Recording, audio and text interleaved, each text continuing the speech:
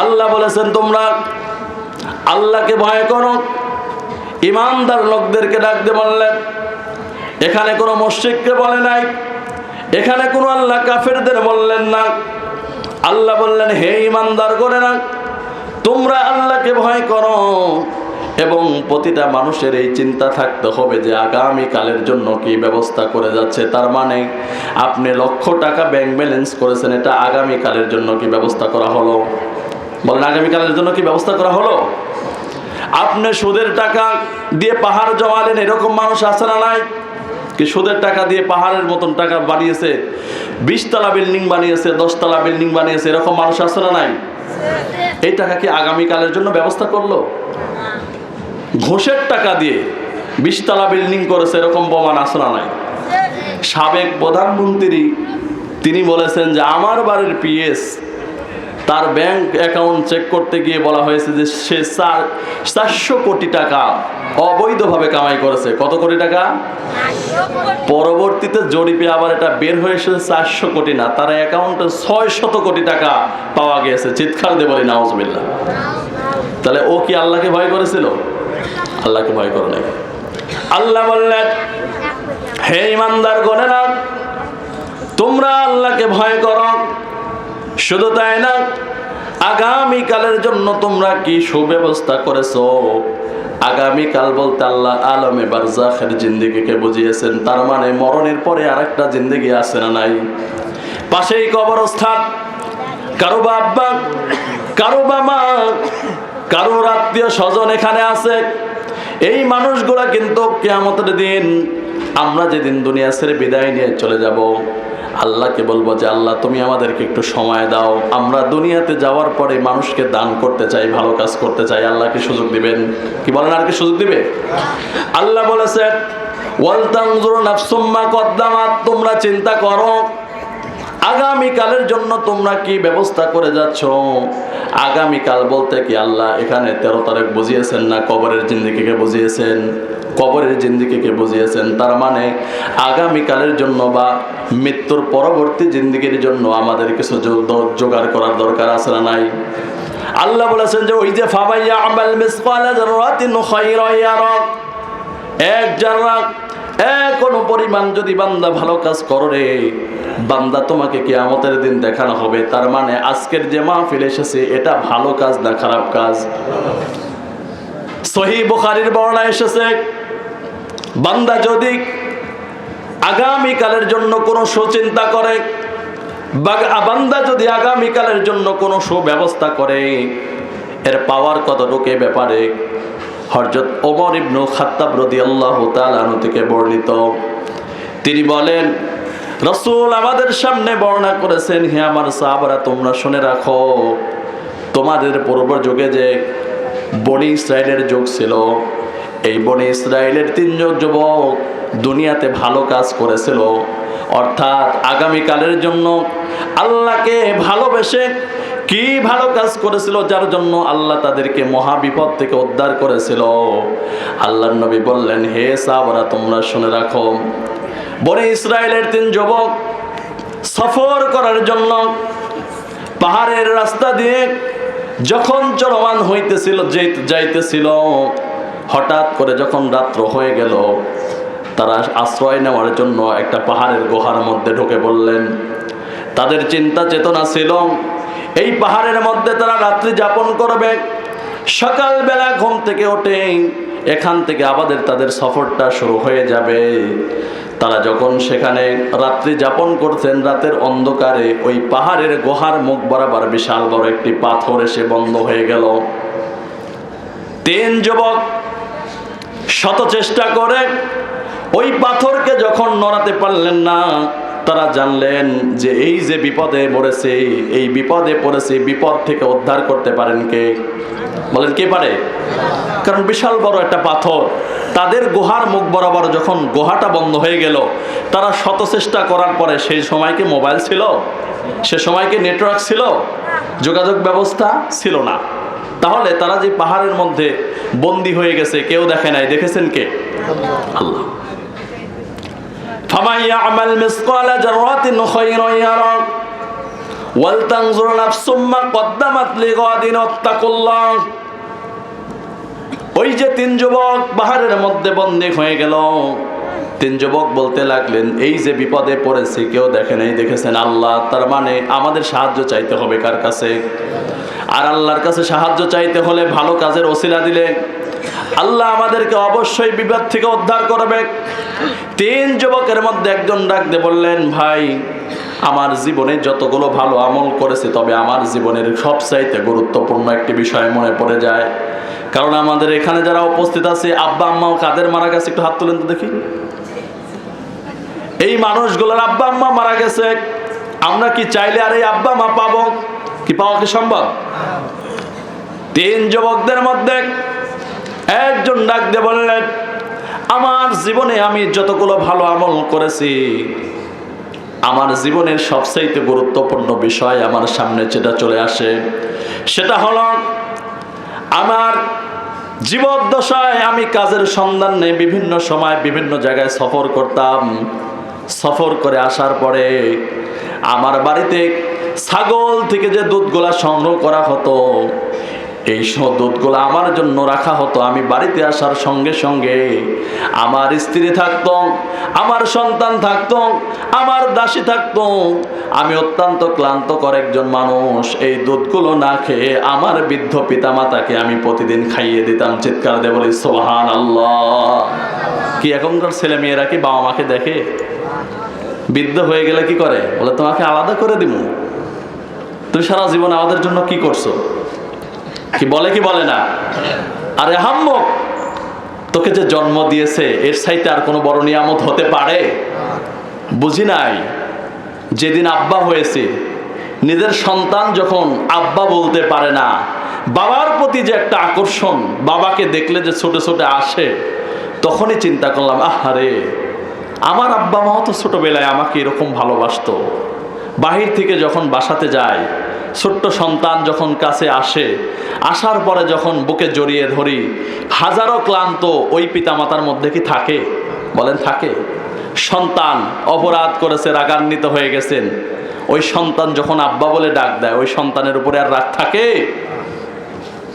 আল্লাহর বান্দা ডাক দিয়ে বললেন, প্রতিদিনের ন্যায় আমি কাজের সন্ধানে বাহিরে চলে গেলাম।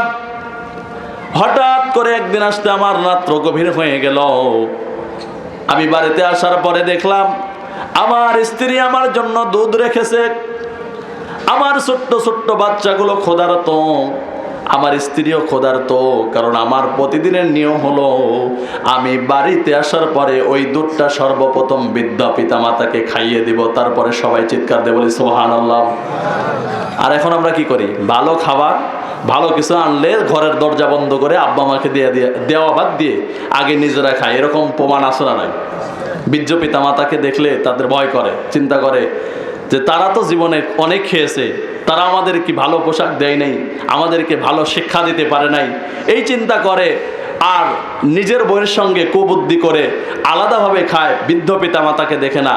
আজকে বাংলার জমিনে দেখেন লক্ষ লক্ষ হাজার হাজার কোটিপতির বাবা বৃদ্ধ আশ্রমে, কথা বলেন ঠিক কিনা? তাদের সন্তানের পিছনে কি কম টাকা ইনভেস্ট করেছিল? ডাক্তার বানিয়েছে, ডক্টর বানিয়েছে, ইঞ্জিনিয়ার বানিয়েছে। কিন্তু এই ডক্টর, ডাক্তার, ইঞ্জিনিয়ার, বড় বড় কোটিপতির ছেলেরা তাদের পিতামাতাকে তাদের পরিবারে জায়গা হয় না, বৃদ্ধ আশ্রমে রেখে এসেছে। এরকম আহাম্মক সন্তান দুনিয়াতে আছে না নাই? আল্লাহর বান্দা ডাক দিয়ে বললেন, আমি বাড়িতে আসলাম। আসার পরে দুধের পেয়ালাটা হাতে নিলাম। দুধের পেয়ালাটা হাতে নেওয়ার পরে আমি যখন আব্বা মার সঙ্গে চলে গেলাম, আব্বা আম্মার কাছে যাওয়ার পরে দেখলাম আমার আব্বা আম্মা রাত্র গভীর হয়ে যাওয়ার কারণে ঘুমিয়ে পড়েছে। চিৎকার দিয়ে বলি সুবহানাল্লাহ। রাত্রে ঘুমিয়ে পড়েছে। ক্ষুধার্ত সন্তান, ক্ষুধার্ত স্ত্রী, ক্ষুধার্ত দাসী, ক্ষুধার্ত আমি। কিন্তু আমার রীতি ছিল আগে এই দুধটুকু আমার আব্বা মাকে খাওয়াবো, তারপরে আমরা সবাই খাবো। আমার আব্বা মা ঘুম থেকে জাগ্রত হলে তাদের ঘুমের ব্যাঘাত ঘটবে, তাদের সঙ্গে বেয়াদবি হয়ে যাবে। এজন্য আমি দুধের পেয়ালা হাতে করে সারা রাত ভাবে দাঁড়িয়েছিলাম। চিৎকার দিয়ে বলি সুবহানাল্লাহ। কি করেছিল? দুধের পেয়ালা হাতে করে কতক্ষণ দাঁড়িয়েছিল? সারাদিন কাজ করেছে। ক্লান্ত মানুষ, সে ঘুমাবে, শুধু আব্বা আম্মাকে এক পেয়ালা দুধ পান করাবে। আব্বা আম্মা বৃদ্ধ ঘুমিয়ে পড়েছে, তাদের ঘুম থেকে ডাক দিলে তাদের ঘুমের ব্যাঘাত ঘটবে, এজন্য দুধের পেয়ালা হাতে করে আমি দাঁড়িয়েছিলাম যতক্ষণ পর্যন্ত আব্বা মার ঘুম না ভেঙেছে। সকাল পর্যন্ত আমি আমার আব্বা মার শিওরে দাঁড়িয়েছিলাম। চিৎকার দিয়ে বলি সুবহানাল্লাহ। কি এখনকার সন্তানেরা কি তাই করে? আব্বা আম্মার জন্য দুধের পেয়ালা তো দূরের কথা, ভাতই দেয় না। আজকে শহরে যান, বয়স 70 হয়ে গেছে, শরীর চলে না, রিক্সা চালিয়ে জীবন যাপন করতেছে, এরকম হাজার পিতামাতা আছে না নাই? আপনি একটু লক্ষ্য করে দেখেন। ছোটবেলায় দেখেছি আব্বা গরিব হয়ে যাওয়ার কারণে সে ঈদের সময় নতুন পোশাক নেয়নি, কিন্তু নিজেরা নতুন পোশাকের জন্য বায়না ধরেছি। সে কিন্তু নতুন পোশাকও নেয়নি, নতুন স্যান্ডেলও নেয়নি। মায়ের যে গায়ে ব্লাউজ ছিল এটা 3টা তালি দেওয়া হয়ে গেছে, মায়ের পরনের শাড়ি 5টা সেলাই দেওয়া হয়ে গেছে। এই আব্বা মা কিন্তু সন্তানের সৌন্দর্যের জন্য শত কষ্ট করে সন্তানের মুখে হাসি ফোটানোর জন্য আব্বা মা মাথার ঘাম পায়ে ফেলেছে। এরকম হাজার প্রমাণ আছে না নাই? কি আছে না নাই? এই সন্তানই আবার বড় হয়ে যাওয়ার পরে পিতামাতার সঙ্গে নাফরমানি করেছে, এরকম প্রমাণ আছে না নাই? কি আর নাই? আছে। আল্লাহর বান্দা ডাক দিয়ে বললেন, হে আল্লাহ, এই যে পাহাড়ের মধ্যে বন্দী হয়ে গেলাম, আমার পিতামাতার ঘুম নষ্ট হবে, আমি না খেয়ে আমার সন্তানকে না দিয়ে, আমার দাসীকে না দিয়ে, আমার স্ত্রীকে না দিয়ে সারা রাত আমার আব্বা মার শিহরে দাঁড়িয়েছিলাম। এই আমলটা যদি তোমার কাছে পছন্দ হয়, আল্লাহ তুমি এই আমলের পরিবর্তে তুমি আমাদের এখান থেকে হেফাজত করো। চিৎকার দিয়ে বলি সুবহানাল্লাহ। এই কথা বলছে, বলার সঙ্গে সঙ্গে ওই যে পাহাড়ের গুহায় যে পাথর ছিল, পাথরটা একটু সরে গিয়েছে। চিৎকার দিয়ে বলি সুবহানাল্লাহ। 3 জনের শক্তিতে কোলায় নাই, এখানে শক্তি লেগেছে কার? আল্লাহ শক্তি দিয়েছে, কিন্তু আমল করেছে কে? বান্দা। তাহলে আমাদের দুনিয়াতে নেক আমল করার দরকার আছে না নাই? এমনও হতে পারে আপনার আব্বা মার কবরে আযাব হইতেছে, আপনার নেক আমলের কারণে আপনার পিতামাতার কবরের আযাব বন্ধ করে দিতে পারেন কে? তাহলে মা বোনরা কি শিখলেন? যে আমরা যারা মা বোন রয়েছে, যাদের বিয়ে হয়েছে, যারা আমরা অন্যের বাড়িতে, স্বামীর বাড়িতে বৌমা হয়ে গেছে, শ্বশুর শাশুড়িকে কি অবহেলা করা যাবে? ওই যে ছোটবেলায় একটা কথা শুনেছি, গল্প শুনেছি, যে এক পিতামাতা তার ছোট্ট সন্তানের সামনে তার পিতামাতাকে অত্যাচার করে। তো পিতামাতা বয়বৃদ্ধ হয়ে গেলে তাদের নানান ধরনের অসুখ বিসুখ হয়, সর্দি হয়, কাশি হয়, ডায়াবেটিক্স, হার্ট, প্রেশার, এরকম সমস্যা হয় কি হয় না? ছোটবেলায় আমাদের মাদ্রাসার এক নানা ছিল, সেই নানা গল্পটা করেছিল, আপনারা জানেন। তো একদিন স্বামীকে স্ত্রী ডাক দিয়ে বলতেছে যে তোমার মায়ের এই সারা রাত এই কাশির আওয়াজে আমার ঘুম আসে না, কাজেই তোমার মাকে তুমি কি করবে, একটা ব্যবস্থা করো। সকালবেলা সিদ্ধান্ত নিয়েছে মাকে বাড়ি থেকে ফেলে দিয়ে আসবে। শুদ্ধ একটা সোপড়ে নিয়েছে, একটা ঢাকি নিয়েছে, একটা পাতিল নিয়েছে, নেওয়ার পরে মাকে উঠিয়েছে, মাকে উঠিয়ে নিয়ে থুয়ে আসবে, কারণ রাত্রিতে কাশে, তার বইয়ের ঘুম হয় না। তো ছোট্ট সন্তান বলতেছে, আব্বা দাদিকে নিয়ে কোথায় যাও? বলে তোমার দাদুকে রেখে আসতে যাচ্ছি। বলছে, আব্বু দাদুকে তো রেখে আসবেন, ওই পাতিলটা আবার আপনি যত্ন করে নিয়ে আসবেন। বলছে কেন? বলছে আপনি আব্বা আম্মা যখন বৃদ্ধ হবেন তখন আপনাকে তো আমাকে এইভাবেই থুয়ে আসতে হবে। কথা বলেন ঠিক কিনা? তো আপনার পিতামাতার সঙ্গে, আপনার শ্বশুর শাশুড়ির সঙ্গে যদি খারাপ আচরণ হয়, আপনার সন্তানও আপনার সঙ্গে খারাপ আচরণ করবে, এটার মধ্যে কোনো সন্দেহ আছে? সন্দেহ নাই। আল্লাহর বান্দা এই কথা বলে আল্লাহর কাছে সাহায্য চাইলেন। আল্লাহ সঙ্গে সঙ্গে তাদেরকে সেখান থেকে বাঁচানোর একটি রাস্তা খুঁজে দিলেন। দ্বিতীয় যুবক ডাক দিয়ে বললেন, হে আমার রব, দুনিয়াতে আমি যতগুলো ভালো আমল করেছি তার মধ্যে গুরুত্বপূর্ণ বিষয় এক হলো এটা, আমার জীবনে আমার একজন চাচাতো বোন ছিল। চাচাতো বোন অত্যন্ত সুন্দরী ছিল। এই সুন্দরী বোনকে আমি মাঝে মাঝে কুপ্রস্তাব দিতাম, আমার বোন আমার প্রস্তাবে রাজি হতো না। আজকের সমাজে হাজারো সহজ সরল মহিলাদেরকে অনেক বখাটে সন্তানগুলো নষ্ট করে, এরকম প্রমাণ আছে না নাই? ভালো ঘরের মহিলা, ভালো পরিবারের মেয়ে, কোথাকার কোন বখাটে কি প্রতিশ্রুতি দিয়ে কি খাওয়ায়, এমন একটা ছেলের হাত ধরে চলে যায়, একটা মেয়ের পিতামাতা কখনো মেনে নেওয়ার না, এরকম প্রমাণ আছে না নাই? কি নাই? আল্লাহর বান্দা ডাকতে বললেন, আমার জীবনে আমি যতগুলো আমল করেছি তার মধ্যে গুরুত্বপূর্ণ বিষয় হলো, আমার একটি চাচাতো বোন ছিল। চাচাতো বোন অত্যন্ত সুন্দরী ছিল, মাঝে মাঝে প্রস্তাব দিতাম, তাদেরকে মাঝে মাঝে ইফটিজিং করতাম। সে আমার প্রস্তাবে রাজি হতো না। হঠাৎ করে দেশের মধ্যে যখন দুর্ভিক্ষ চলে এলো, আমার বোন অত্যন্ত ক্ষুধার্ত ছিল। আমি তাকে, আমার কাছে যখন সাহায্যের জন্য আসলো, আমি তাকে প্রস্তাব করলাম। তাকে আমি এত ভালোবাসতাম, একজন পুরুষ একজন মহিলাকে যতটুকু ভালোবাসতে পারে আমার জীবনে আমি তাকে ততটুকু ভালোবাসতাম। আমি যখন তাকে এই প্রস্তাব করলাম, আমার কাছে আসলো, আসার পরে বলল, ভাই তুমি আমাকে কিছু সহযোগিতা করো, কারণ আমি অত্যন্ত ক্ষুধার্ত। আমার বোন আমাকে বললেন, এই প্রস্তাব যখন দিলেন তখন আমি তাকে আরেকটি প্রস্তাব দিলাম যে আমি তোমাকে সহযোগিতা করতে পারি, একটা নয় 200 নয়, আমি তোমাকে 120 দিরহাম উপহার দেব। বিনিময়ে তোমাকে যেটা কাজ করতে হবে, তোমার আমার সঙ্গে মেলামেশা করতে হবে, আমার প্রস্তাব তোমাকে গ্রহণ করতে হবে। আল্লাহকে ডাক দিয়ে বললেন, আল্লাহ তুমি জানো, তুমি আমার সাক্ষী রয়েছো, আমার জীবনের যতগুলো মহৎ কাজ রয়েছে, মহৎ কাজগুলোর মধ্যে এটা একটা গুরুত্বপূর্ণ বিষয়। আমি যখন তাকে প্রস্তাব রাখলাম, সে ক্ষুধার্ত অবস্থায় আমার প্রস্তাবে রাজি হয়ে গেল। বিনিময়ে আমি তাকে দিলাম 120 দিরহাম। কয় দিরহাম? কয় দিরহাম দিয়েছিল? 120 দিরহাম। আজকে আমাদের সমাজে টাকার বিনিময়ে অবৈধ কাজ করে এরকম পুরুষ আছে না নাই? বলেন আছে না নাই? টাকা দিয়ে জেনা করে, টাকা দিয়ে অবৈধ মহিলার সঙ্গে মেলামেশা করে।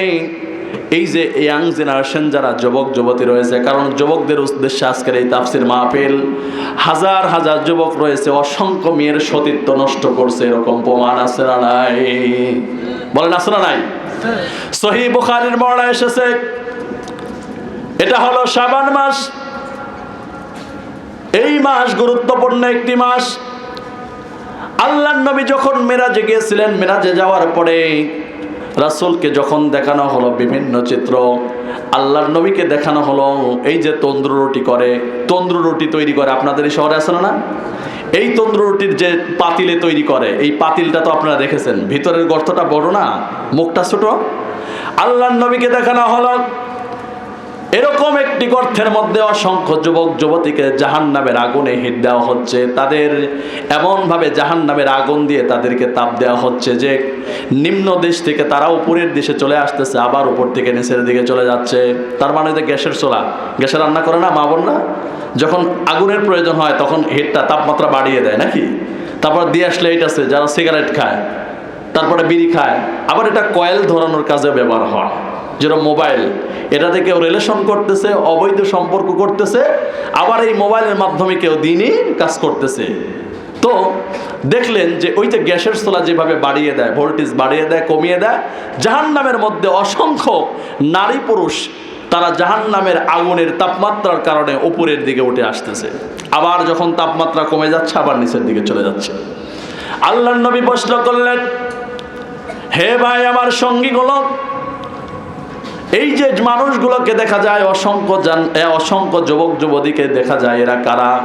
আল্লাহর নবীকে বললেন, ইয়া নবী, দুনিয়াতে যে সকল যুবক যুবতী দুনিয়াতে জিনা করেছে, আল্লাহ তাদেরকে জাহান্নামের মধ্যে এই অবস্থায় রেখে দিয়েছে। চিৎকার দিয়ে বলি নাউজুবিল্লাহ। আল্লাহর বান্দা বললেন, আমার চাচাতো বোনকে আমি যখন প্রস্তাব করলাম, প্রস্তাব করার পরে খোদার যারা সহ্য না করতে পেরে আমার প্রস্তাবে রাজি হয়ে গেল।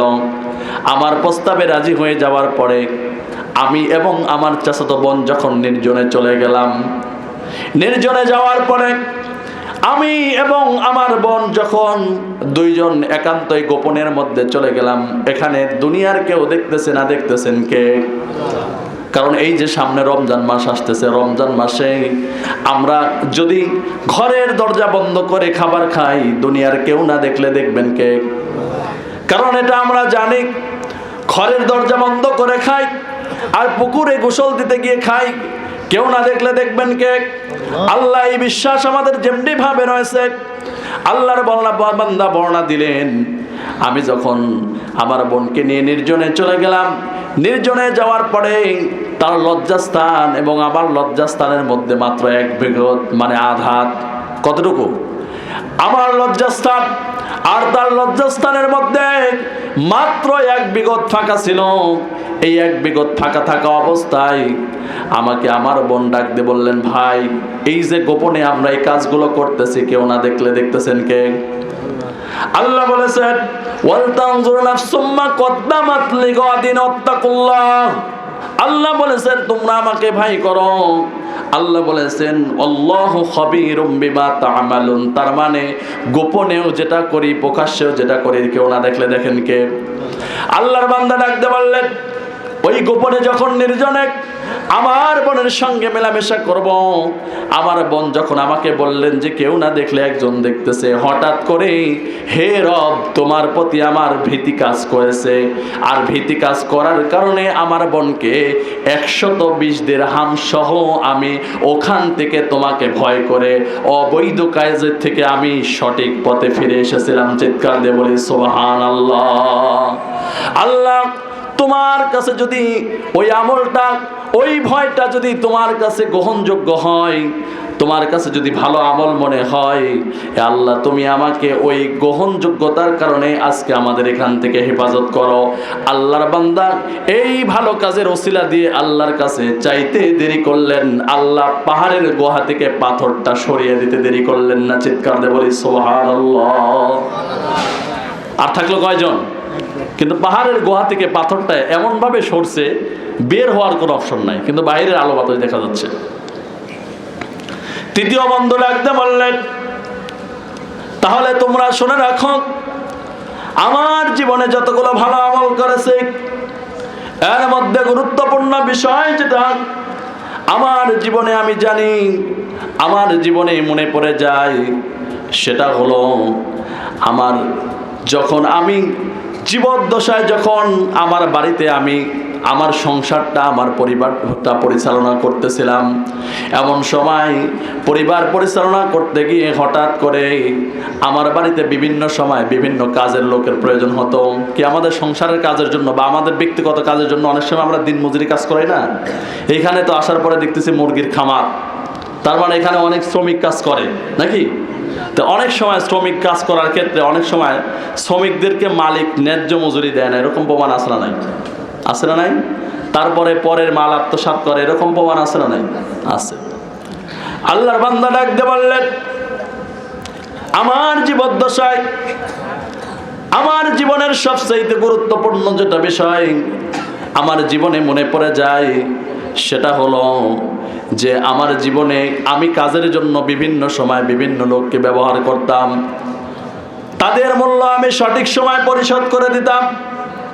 হঠাৎ করে আমার বাড়িতে কাজ করার যতগুলো ব্যক্তি ছিল, এদের মধ্য থেকে একজন ব্যক্তি আমার পারিশ্রমিক না নিয়ে হঠাৎ করে হারিয়ে চলে গেছে। পারিশ্রমিক না নিয়ে, বেতন না নিয়ে যদি চলে যায়, তাহলে আমরা খুশি হই না বেজার হই? কি বলেন, খুশি হয় না বেজার হই? খুশি হই, ভালোই তো হলো নাকি? কাজও করলো, টাকাও নিল না, তাহলে তো খুশি হওয়ার কথা। আল্লাহর বান্দা ডাকতে বললেন, আমার বাড়িতে যে কাজ করলো আমি তাদেরকে সঠিক ন্যায্য মূল্য দিয়ে দিতাম। হঠাৎ করে আমার বাড়িতে কাজ করার এই মানুষগুলোর মধ্যে একজন বেন্দিকদার বেতন না নিয়ে হঠাৎ করে আমার বাড়ি থেকে হারিয়ে গেছে। আমি তার টাকাটা কি করব? তার টাকা তো আমি খরচ করতে পারতেছি না, কারণ তার টাকার মালিক তো তিনি। আমি তার টাকা আমি নাড়াচাড়া করতে লাগলাম। কেমন ভাবে নাড়াচাড়া করতে লাগলাম? তার টাকা দিয়ে ব্যবসা শুরু করলাম, তার টাকা দিয়ে ব্যবসা শুরু করলাম। আমি তার টাকা দিয়ে ছাগল ক্রয় করলাম, ছাগল থেকে গরু, গরু থেকে ছাগল, এরকম করতে করতে বিশাল বড় একটা খামার তৈরি করে ফেললাম। একটা ছাগল থেকে খামার তৈরি করা যায় না? কারণ একটা ছাগল বাচ্চা দেয় কয়টা? 4টা পর্যন্ত তো দেয় নাকি? তো একটা ধারে যদি 4টা বাচ্চা দেয়, তাহলে ওখান থেকে বছরে দিন যত যাবে বৃদ্ধি হওয়ার সম্ভাবনা আছে না নাই? আল্লাহর বান্দা বললেন, আমি তার টাকা দিয়ে ছাগল ক্রয় করলাম। ছাগল থেকে তার ছাগলের পাল দিন দিন বৃদ্ধি পেতে লাগলেন। হঠাৎ করে তার ছাগল থেকে গরুর পাল হয়ে গেল। আমি ওই ব্যক্তিকে খুঁজে পেলাম না। হঠাৎ করে আমার সামনে এসে ওই ব্যক্তি এসে উপস্থিত হয়ে গেলেন। বললেন, মালিক তুমি আমার পারিশ্রমিক দিয়ে দাও। বললে, পারিশ্রমিক নিবে? এই যে তোমার সামনে যতগুলো ছাগল দেখা যায়, গরু দেখা যায়, এই ছাগল এবং গরুর মালিক তুমি। চিৎকার দিয়ে বলবেন না সুবহানাল্লাহ? বলে, না না, আমি আপনার বাড়ি একদিন কাজ করেছি, একদিন কাজের মজুরি এত হতে পারে না। বলে, তাহলে তুমি শুনে রাখো, তুমি আমার বাড়িতে কাজ করার পরে তোমার টাকা না নেওয়ার কারণে তোমার টাকা দিয়ে আমি ব্যবসা শুরু করে ছাগল ক্রয় করি, সেই ছাগল থেকে গরু, এখন থেকে এই যে বিশাল বড় পাল হয়েছে, বিশাল বড় খামার হয়েছে, খাবারের মালিক তুমি। আল্লাহর বান্দা ডাকতে বললেন, সে আল্লাহ, আমি কোন রকম পারিশ্রমিক ছাড়া ওই বান্দার ন্যায্য মূল্য সঠিক ব্যক্তিকে সঠিকভাবে ফিরিয়ে দিয়েছিলাম।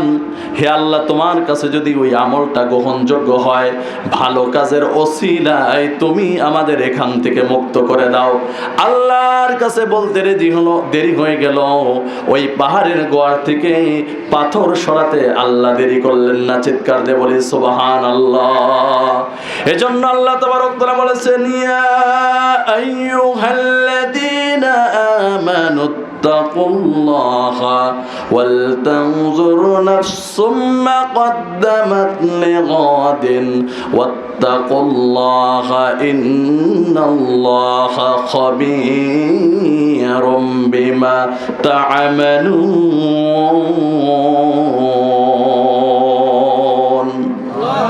তাহলে আল্লাহ এখানে কি বললেন? যে হে ঈমানদার গণেরা, তোমরা ভয় করো কাকে?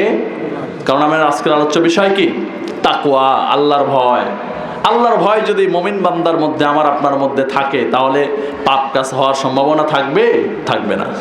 আল্লাহ বললেন যে তোমরা আমাকে ভয় করো, এবং তোমাদের প্রতিটা ব্যক্তির, প্রতিটা মানুষের এই চিন্তা চেতনা থাকতে হবে যে আমরা আগামী দিনের জন্য কি ব্যবস্থা করতেছি। আগামী দিন বলতে কবরের জিন্দেগির জন্য আমাদের আলাদা একটি পাথেয় দরকার, জোগাড় করার দরকার আছে না নাই? আছে।